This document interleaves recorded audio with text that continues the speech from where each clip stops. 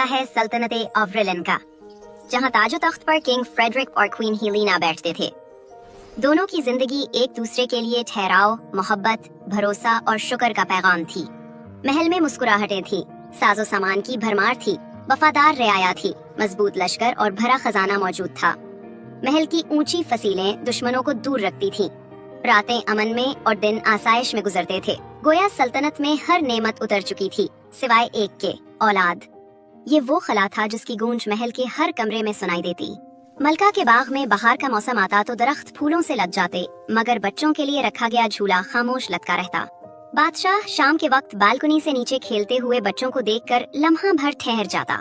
चेहरे पर हल्की सी मुस्कुराहट आती, मगर अगले ही पल वो आहिस्तगी से पलट जाता, जैसे दिल ने कोई बोझ दोबारा उठा लिया हो। रात के पिछले पहर शाही मुसल्ला कभी खाली ना दिखाई देता। मलका हाथ उठाकर देर तक रब से मांगती रहती। बादशाह सजदे में सर रखकर आंसू बहाता, मगर दोनों ने जबान से शिकायत को कभी जन्म ना लेने दिया। फिर एक दिन वही दरवाजा खुल गया जिस पर वो बरसों से दस्तक दे रहे थे। दुआ कबूल हुई, एक बेटी पैदा हुई।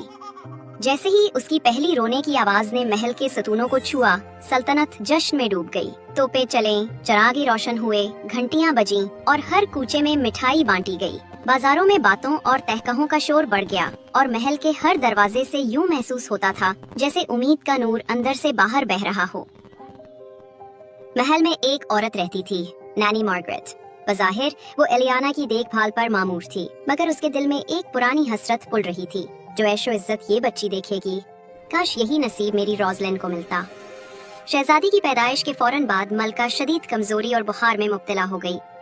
तबीबों ने हुक्म दिया कि मलका को मुकम्मल आराम दिया जाए और बच्ची को फिलहाल आया के सुपुर्द रखा जाए। बादशाह दिन रात मलका की तैमारदारी में लगा रहा। दरबारी और खादिम सब उसी फिक्र में थे कि कहीं मलका की हालत मजीद न बिगड़ जाए।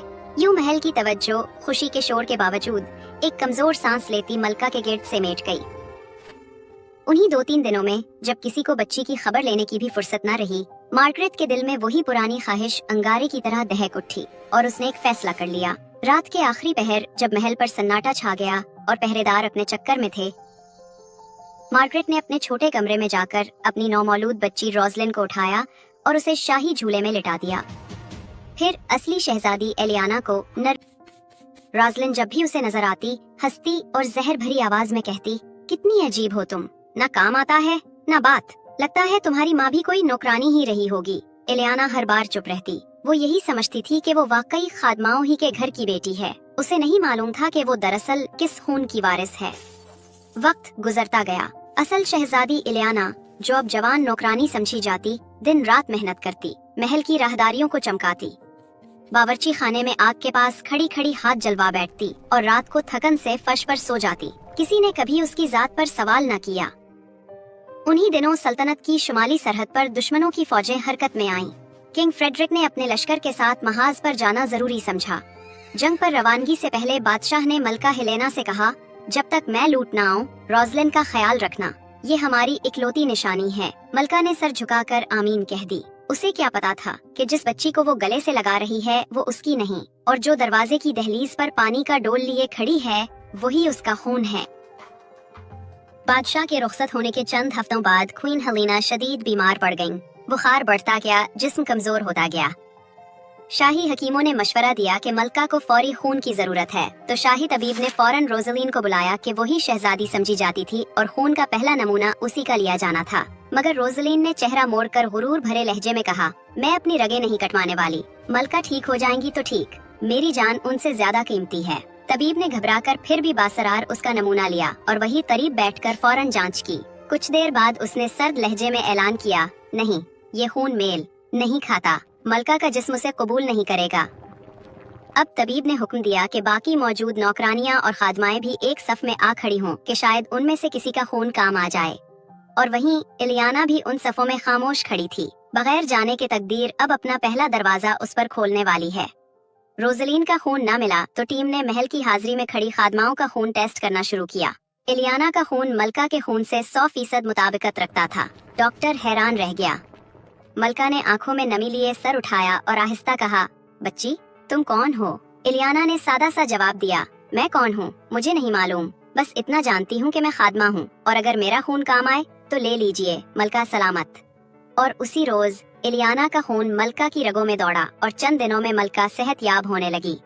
मलका की नजरों में अब पहली बार उस लड़की के गिर्द रोशनी देखी गई, एक रोशनी जो शहजादी के खमीर की होती है।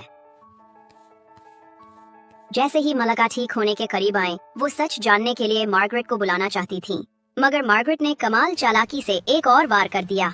उसने ऐलान किया, मलका बोलने के काबिल नहीं, इनकी हालत नाजुक है, आइंदा जो भी उनके करीब जाएगा सजा पाएगा। जब तक बादशाह वापस नहीं आते, महल और दरबार की जिम्मेदारी प्रिंसेस रोज़लिन के सुपुर्द है।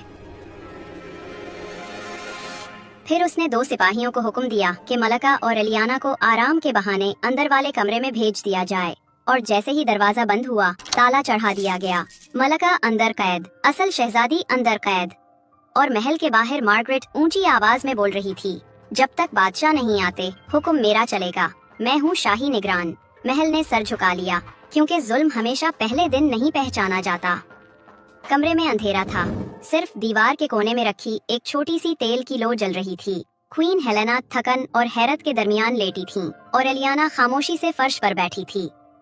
काफी देर खामोश रहने के बाद मलका ने आहिस्ता से अपना सवाल दोहराया, जब उन्होंने तुम्हारा खून लिया, तुमने जरा हिचकिचाहट नहीं की, क्यों? इलियाना ने सादा सा जवाब दिया, क्योंकि आप मेरी मलका हैं। आपकी जिंदगी हम सब की जिंदगी से ज्यादा कीमती है, चाहे मैं खादमा ही क्यों ना हूँ। दौड़ते पानी का काम है कि डेरिवेटिव को बचाए। मलका की पलकें भीग गईं। ऐसा जवाब कोई आम खादमा नहीं दे सकती। शाही खमीर खुद को जाहिर कर देता है, चाहे उसे मिट्टी में दफन भी किया जाए। घर बाहर मार्गरेट ने अपनी गिरफ्त मजबूत कर ली थी। रोज़लिन को सुल्तान की तरह तख्त नशीन किया जा रहा था। महल के सिपाही, खादिम, दरबारी सब मार्गरेट के हुक्म के ताबे हो चुके थे। मार्गरेट रात को रोज़लिन से कह रही थी, याद रख, अगर मलका और बादशाह सच जान गए तो सारा कुछ इस खादमा की तरफ पलट जाएगा। तुम कुछ भी नहीं रहोगी, लिहाजा खामोश रहना और शुक्र करना कि तुम तख्त पर बैठी हो। जंग खत्म हो चुकी थी। किंग फ्रेडरिक अपनी फौज के साथ फसील के दरवाजे में दाखिल हुआ, मगर महल का सुकूत गैर मामूली था। बादशाह रुक गया और संजीदा हो गया। किसी ने इस्तकबाल क्यों ना किया? मलका कहाँ है? मार्गरेट आगे बढ़ी, बिना पलक झपकाए झूठ बोलते हुए, मलका इलील हैं हुजूर, और आपकी बेटी रोज़लिन उनकी तैमारदारी कर रही है। लेकिन बादशाह का चेहरा सपाट हो गया, और तब कमांडर आर्लिन आहिस्ता आगे बढ़ा, गर्दो गुबार में लिपटा, सर झुकाए, मगर लहजा वाज़े, हुजूर, मैंने महल के अंदर की हरकत पर नजर रखी थी। मलका कैद में है, और वो लड़की जिसे खादमा कहा जाता है, वही असल शहजादी है। महल का फर्श जैसे लरज गया। बादशाह की आंखों से शोला निकला, तलवार न्याम से बाहर आई, आवाज गूंजी, मार्गरेट, कदम रोक लो, तुम्हारा खेल खत्म हुआ। दरवाजा तोड़ा गया। क्वीन हेलेना नीम तारीकी में बैठी थी, और इलियाना एक तरफ खड़ी। दरवाजा खुला तो मलका फूट पड़ी। बादशाह ने उन्हें सीने से लगा लिया। फिर उसने इलियाना को देखा, और चंद लम्हों तक सिर्फ देखा। बादशाह ने धीमी भारी आवाज में कहा, मुझे माफ करना, मैंने तुम्हें पहचाना देर से, लेकिन अब देर नहीं हुई। इलियाना की आंखों में पहली बार पानी नहीं, रोशनी चमकी। मार्गरेट और उसकी बेटी दरबार में घुटनों के बल खड़ी थीं। मार्गरेट हाँपते हुए बोली, मैंने अपनी बेटी के लिए किया, माँ का हक था।